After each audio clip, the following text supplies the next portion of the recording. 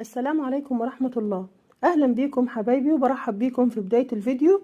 طبعا النهاردة جايبه لكم وصفة جميلة جدا من الوصفات التقليدية الناجحة والمضمونة كمان. وقبل ما ابدأ في وصفتي وكالعادة اتمنى منكم حبايبي ما تنسوش الصلاة والسلام على رسول الله. اللهم صل وسلم وبارك عليك يا حبيبي يا رسول الله. طبعا وصفتي النهاردة حبايبي من الوصفات الناجحة المجربة لعلاج الكحة والزكام وتنظيف الشعب الهوائية والحماية كمان من الإصابة من عدوى الفيروسات. الوصفة النهاردة بتعمل على تنظيف الجهاز التنفسي وطرد البلغم بطريقة نهائية بمكونين 2 وبس. هنحضر الوصفة بتاعتنا لكن وصفة ممتازة إن شاء الله ومجربة. مكونين موجودين طبعا في كل بيت وسهلة جدا جدا جدا، بس اهم حاجة خليكم معايا وتابعوني لاخر الفيديو علشان نشوف الوصفة هنعملها ازاي وطريقة تحضير الوصفة. يلا بينا نبدأ في الوصفة بتاعتنا. طبعا اول مكون معايا وهو حبة من البصل، ويفضل البصل الاحمر في العلاج لانه مفعوله قوي جدا، والوصفة دي صالحة لمدة يومين. يعني انا ممكن اعمل الوصفة دي تقعد معايا يومين مفيش اي مشكلة. تمام. الوصفة دي يا جماعة بتعمل على رفع المناعة للصغار والكبار والحوامل والمرضعات، وخصوصا كمان في منع الفيروسات عن طريق الهواء. بالإضافة إن البصل يا جماعة بيعد مكمل غذائي هام جدا، ويعتبر كمان علاج طبيعي للكحة والزكام والحساسية. وبنقشر بقى البصلة كويس جدا وبعد كده بنبشرها على المبشرة الضيقة على الناحية الضيقة.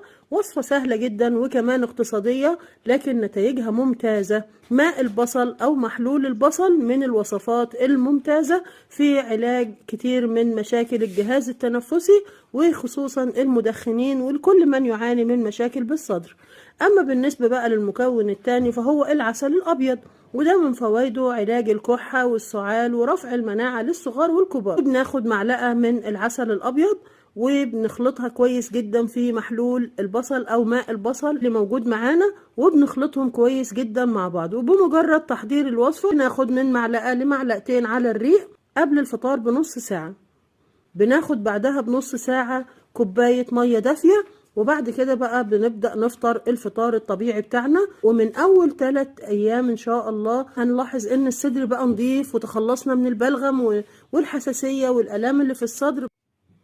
وكمان جايبه لكم مشروب سحري لعلاج نزلات البرد والانفلونزا وكمان الكحه والعطس والرشح. مهما كانت عندك نزله البرد شديده في اقل من 12 ساعه هتكوني تخلصتي منها تماما بفضل الله بالمشروب البسيط موجود عندنا كلنا، وهو مكونين 2 وبس موجودين في كل مطبخ.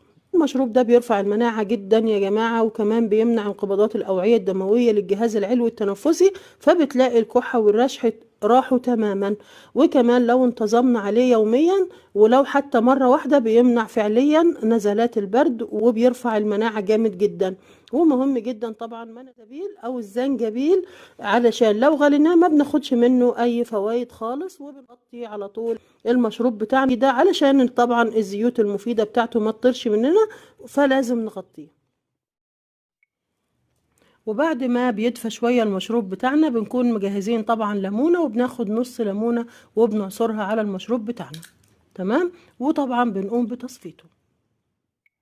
وبكده حبايبي هنكون خلصنا الفيديو بتاعنا النهاردة، وكان عبارة عن وصفة ومشروب ان شاء الله يكونوا مفيدين جدا معاكم. ولو كنت اول مرة بتشوفيني بتمنى تشتركي بالقناة وتفعلي زر الجرس علشان توصلك كل فيديوهاتي الجديدة المفيدة ان شاء الله. ولو عجبك الفيديو طبعا ما تنسيش تعملي لايك اسفل الفيديو لدعم الفيديو وانتشاره. والسلام عليكم ورحمة الله.